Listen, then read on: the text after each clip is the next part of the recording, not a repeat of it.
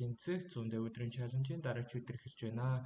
За тэгэхээр өнөөдөр бидний бодох бодлого юу вэ гэвэл number of one beats гэдэг нэртэй бодлого байна. За энэ бодлого бол маш сонирхолтой бодлого. Ерөнхийдөө ямар төрлийн бодлоготой ордог вэ гэвэл beat manipulation гэдэг нэртэй төрж байгаа. За ингээд та нар өөрсдөө юу вэ? Тэгээд beat manipulation гэдэг төрлийн бодлого байна.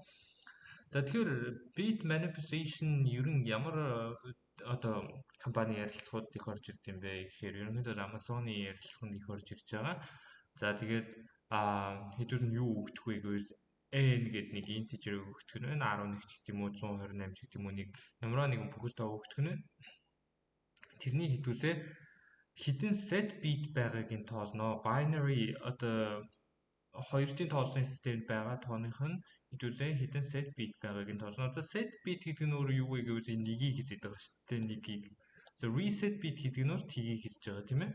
За тэгэхээр 11 гэдэг тооны хэдүүлээ binary юуг нь олохын тулд 2 дуу авах хэрэгтэй те. 2 дуу аваад 5 энд нь нэгийг нь тэмдэглээд явна.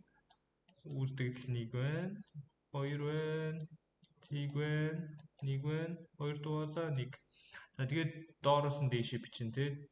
За энэ бол бидний 11 гэдэг тооны 2-ын тооцны систем дэх юу байх нь вэ? Тоо байх нь вэ? Хэдүүрийн хувьд энэ бол тэ доороос нь дээшээ бичээд. За тэгэхээр хэдүүлээ юуг тоосох вэ гэвэл 11 гэдэг тооны 2-ын тооцны системийн хэдэн ширхэг set bit буюу хэдэн ширхэг 1 байгаагийн тоосох нь 1 байна, 2 байна, 3 байна. Тэгэхээр 3-ыг буцааж байгаа хань шүү дээ. Энэ дээр бол тийм ээ. Хэдүүлээ. За тэгэхээр ерөнхийдөө бас ийм бодлого байгаа. За энийг яаж бодох юм бэ? Яаж энд хэдэн ширхэг 1 байгааг нь мэдэх юм бэ гэвэл за ерөнхийдөө бас магадгүй хамгийн амархан арга бол хамгийн амархан ч юу яг вэ? Ерөнхийдөө бас beat manipulation гэдэг зүйлийг мэдэхгүй хүмүүсийн арга бол юу вэ гэхээр хэдүүлээ string болгоод ингэж хувааж байгаад string болгоод за тэгээд string дээрээ хэдэн ширхэг 1 байгааг нь бас тоолж босгох нь тий. 11-ийг 2 хуваагаад юу болгоод үлдэгдлийг нь авч жагаад хэдүүлээ ингэж бодож босгох нэ. За гэхдээ ингэж бодохоос илүү хурдтай илүү цаг арга юу байгаа юм бэ? За хэрвээ ингэж бодвол хэдүүлэн бодлого бол магадгүй n ч гэдэг юм уу юу бол муу болно тий. Яг тэгвэл хэдүүлэн тоо зөвхөн 128 гэдэг энэ жижигхэн тоон дээр авч үзэхэд чинь ийм их хэмжээний бит 2-ын тооцны систем дээр ингэж илэрхийлж штэ тий. Тийм учраас хэдүүлэн эндээс илүү амархан илүү дээр арга юу байгаа вэ гэдгийг хэдүүлэн авч үзье. Тэгэхээр ерөнхийдөө C++ ч юм уу хэдүүлэн програмчдын хэлэнд өөрөө ямар юм байдаг вэ гэхээр хэдүүлээ bit manipulation ашиглаж явах үед угаасаа ямар нэг энэ бүхэл тоог цаанаас нь 2-ын тооцны систем рүү оруулцдаг. Угаасаа бүхэл тооны цаанаас 2-ын тооцны систем угаасаа байгаа шүү дээ. Компьютер ч өөрөө 2-ын тооцны систем дээр байгаа юм чинь. За тэгэхээр хэдүүлээ 11 гэдэг тоо өгсөн байлаа гэж бодоход шууд компьютер дээр бол ингэж юу яах нь вэ те. За тэнгуут хэдүүлээ бодоод үзээс та. Энийг 2-оор модуль одоод үлдэгдлийг нь олоход 1 гарна тийм ээ. Тэгвэл дахиад энэ хамгийн артлынх нь тэгвэл юуг нь байхгүй болгочих чинь. Хамгийн артлынх нь битийг нь байхгүй болгоод хэдүүлээ дахиад 2-оор модуль одчих. Тэгвэл дахиад 1 гарна тийм ээ. Тэгвэл яавчлаарай. Тэгвэл хамгийн артлынхыг нь дахиад байхгүй болгоод энэ дахиад хамгийн артлынхыг нь байхгүй болгоод 2-оор модуль очиход энд тэг гарах нь. За яагаад тэг гарч байгааг нь бол ойлгож байгаа хэрэг гэж найж чинь ерөнхийдөө 2-ын тооцны системийн хамгийн артлын юу 1 байна гэдэг чинь юу гэсэн үг вэ гэхээр энэ бол сондгой тоо гэсэн үг шүү дээ тий. Тэгэхээр сондгой тоог 2-оор модуль одохоор 1 гарна. 2-ын тооцны системийн хамгийн артлын бит нь тэг байна гэдэг чинь энэ бол тэгш тоо гэсэн үг тийм ээ. Тийм учраас тэгш тоог 2-оор модуль одохоор тэг гарна. За тэгээд хамгийн артлынхыг нь дарлаа. 2 дуусаа энэ дээр бол 1 гарна. Яагаад гэвэл энэ бол 2-ын тооцны систем зүгээр 1 гэдэг чинь бол 1 гэдэг тоо шүү дээ тий. За тэгээд хэдүүлээ мэдээж дахиад энийг хасгаар чинь энд тэг үлдэн. Тэгэхээр тэг үлдэхээр хэдүүлэн нь юу зогсох нь байна. За тэгэхээр энэ хамгийн артлынхыг дардаг энэ үйлдэлийг яаж хийх юм бэ? За тэгэхээр яаж хийдэг вэ гэхээр Ерөнхийдөө бидний C++ хэлэн дээр бол байгаа. За C++-ийн өөр одоо ямар хэлэн дээр бол байдгийг бол сайн мэдэхгүй байна. Ямар ч үсэн C++ хэлэн дээр бол ийм operation байдаг. Баруун тийш нь явуулдаг. За баруун тийш нь явуулна гэдэг нь юу гэсэн үг вэ гэвэл хэдүүр нь ийм тоо байдаг гэж бодоход энэ одоо үйлдэлийг ашиглалаа гэж бодоход хэдүүрээ ийм тоог гаргаж авах нь. 1 тэг 1 гэдэг битүүдийг гаргаж авах нь. Дахиад энийг ашиглалаа гэж бодоход 1 тэг гэдэг битүүдийг гаргаж авах. 1 гэдэг битийг бол дахиж энийг ашиглуулж гаргаж авах нэ. За тэгвэл энэний дараа хэдүүлээ энэ байхгүй хэрнүүдэд энэ одоо үйлдэл байхгүй хэлнүүдэд яаж босох юм бэ гэвэл хэдүүлээ шууд зүгээр 2-т очиж болно. Шууд зүгээр 2-т очиж хэдүүлээ яг энэ гараад ирэх нь. Энийг 2-т очиж дахиад энэ гараад ирэх. За ерөнхийдөө ийм арга байгаа. За тэгэхээр энэ бодлого бол тийм амар хэцүү бодлого бол биш байна шүү дээ. Хэдүүлээ можулуудад үзээд можулуудад нэг гарч ивэл тэр юун дээрээ нэмээд за нэг гарч ирж явах зүгээр шууд нэмээд явчих болно. За хэдүүлээ коучтод үзүүлж бас илүү ойлгомжтой болох хаа гэж найдаж байна. Эндээс өөр бас арга байгаа. Энэс өөр арга нь ямар арга вэ гэхээр за тэр аргыг ярьчээ тэгээд айц айзнаар нь бас код бичээд үзье тийм ээ. Тэгээд тэр арга нь за ерөнхийдөө бас тэр арга бол бас энэ аргыг бодвол бас хамаагүй одоо өндөр түвшний арга гэмээр юм уу тийм ээ. Энэ бас хамгийн энгийн хамгийн амархан түвшний арга ба шүү дээ. Хэдүүлсэнд нь хэрвээ ийм юу байлаа гэж бодоход хэдүүлээ эндээс нэгийг хасаад за нэгийг хасна гэдэг чинь хамгийн артлын нэг нь л одоо байхгүй болно гэсэн үг шүү дээ. Тэр ийм босчих нь.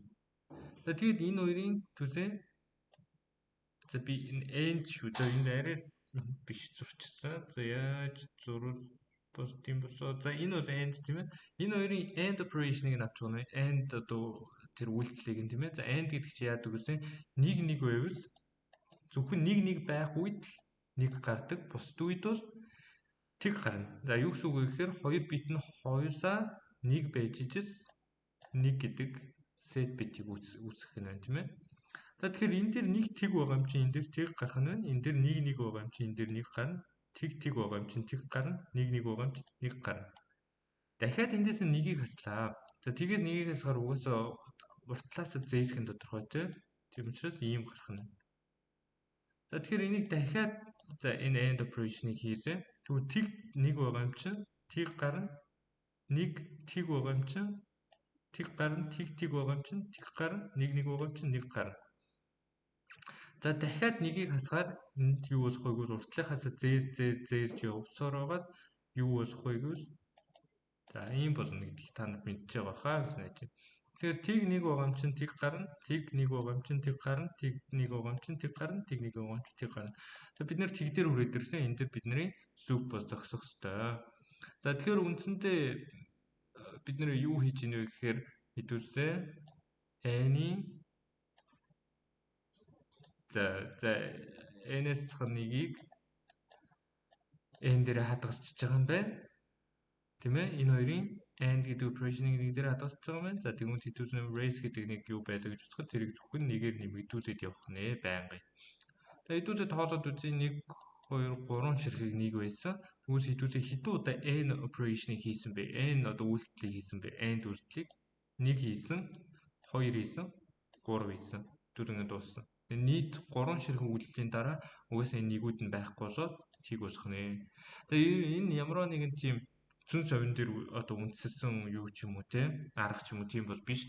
Яагаад гэвэл хэдүүлээ харуул угаасаа байнгын нэгийг нь багасгаад яваад байгаа. Энд жишээ нь 3 ширхэг нэг байсан бол энд 2 ширхэг нэгтэй болсон. Дараа нь энд 1 ширхэг нэгтэй болсон. Яаж вэ гэвэл битүүдийг нь доотлох нь нэгж рүү явуулаад байх нь. Одоо тэр set бит буюу нэгүүдийг нь доотлох нь нэгж рүү явуулаад байх нь шүү дээ те. Жишээ нь энд 1 байхад доотлох нь нэгж рүү явуулаад энэ дэр тэгтэй болгосон тийм ээ.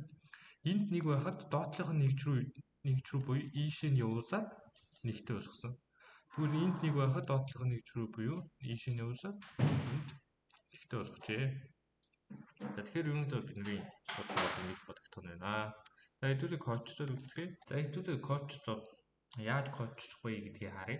За хамгийн ихнийх нь одоо хэдүүлээ хамгийн амархан аргаар нь хэдүүлээ үзье. За хэдүүлээ тэр битийнхаа set bit буюу 1 одоо 2-ын тооцооны систем дээр хэдэн нэг байгааг тоосох нэг хувьсгч хэрэгтэй тий. Тэгээд ямар үед бидний илүү байж зах вэ гэвэл n нь тгээс өөр байх үед хэдүүрээ ажиллах хэрэгтэй тий. За тэгэхээр хэдүүрээ яаж байгаа вэ гэхээр хамгийн эхлээд rest дээр юуг нэмж байгаа вэ гэхээр n-ийг 2 дугаасныг нэмж байгаа. Тэнгүүтээ хэдүүрээ n-ийг 2 дугаагаад яваад байгаа шүү дээ тий. Ерөнхийдөө за тэгээд хэдүүрээ return base гэх нь тий. За ингээд хэдүүрээ нь ерөнхийдөө бодлого болчих нэ. За үзцгээе. Юу болох нь вэ? За болж дээ тий. Асуудалгүй. Энэ бол бас нэгэн бас гайгүй сайн арга байгааг харж байгаа. За тэгвэл дараагийн арга нь юу вэ гэхээр хэдүүрээ int race гэж байгаа эндэнтийг. За тэгээд хэдүүрээ тгээс өөр байх нөхцөл тийм ээ. Хэдүүрээ тгээс өөр байх нөхцөлд яах вэ гэхээр n-ийг хэдүүрээ n-ээс 1 юунд оруулаад одоо энэ n-ийг n-ээс 1-ийг end operation буюу n үйлдэлийг хийгээд за тэгээд хэдүүрээ зүгээр race нэмэгдүүлээд явчихвал ерөнхийдөө хэдүүрээ бодлого болчихж байгаа тийм. За хэдүүрээ үздэсгий. За ер нь би хувь хүнийхээ хувьд үзэхэд бол энэ арга бол илүү саг арга. Яг тэгвэл яг уу одоо ингээд хараад энэ нөгөө нэг үйлдэлийг нь ойлгох учраас амархан байж ч бол магадгүй. Гэхдээ яг энэ санааг олно гэдэг чинь өөрөө бас айгүй хүнд зүйл байхгүй тийм ээ. Тэгэхээр энэ бол амархан арга юу байх. Одоо энэ бол одоо илүү дээр арга гэх юм уу нөгөөх нь бол илүү стандарт нэг тийм ээ. Энэ бол илүү тийм толгой шаардсан тийм арга байх юм байна. За тэгэхээр ерөнхийдөө өнөөдрийн бичлэг бол иймэрхүү байх нь байна. За тэгээд коучсны хувьд бол амархан ч гэсэн beat manipulation гэдэг зүйл бол 2-ын тооцооны системийг заавал ойлгож хийж ерөнхийдөө явах хэрэгтэй. Тийм учраас 2-ын тооцооны системийг ойлгоогүй бол 2-ын тооцооны систем гэж мэдэхгүй бол заавал одоо компьютерийн шинжлэх ухаанаар явахыг хүсэж байгаа бол мэдээж заавал мэдчих хэрэгтэй. Маш суур ойлгох хэрэгтэй энийгээ. Яагаад гэвэл бидний компьютер архитектор гэдэг хичээл байна. За мөн үйлдлийн систем гэдэг хичээл байна. Үйлдлийн систем болон компьютер архитектор, за логик дизайн гэдэг хичээл байна. За өөр ямар хичээл байдیں۔ Тэ энэ компьютерийн энэ бүтцтэй холбоотой тэ компьютерийн энэ хардвертэй холбоотой энэ бүх зүйл бол энэ 2-ын тооцооны систем дээр явж байгаа учраас бид нэр энийг сайн мэдчих хэрэгтэй. За тэгээд энэ бодлого бол ерөнхийдөө Amazon-ийн одоо ярилцсан дээр бол хэлдэг байна. Тэгэхээр өнөөдрийн бодлого бичлэг таалагдсан байх гэж найдаж байна. Бичлэг таалагдсан бол лайк болон subscribe дарж манай чаналыг дэмжээрэй. Хэрвээ асуух зүйл байвал коммент хэсэгт бичиж асууж болно шүү.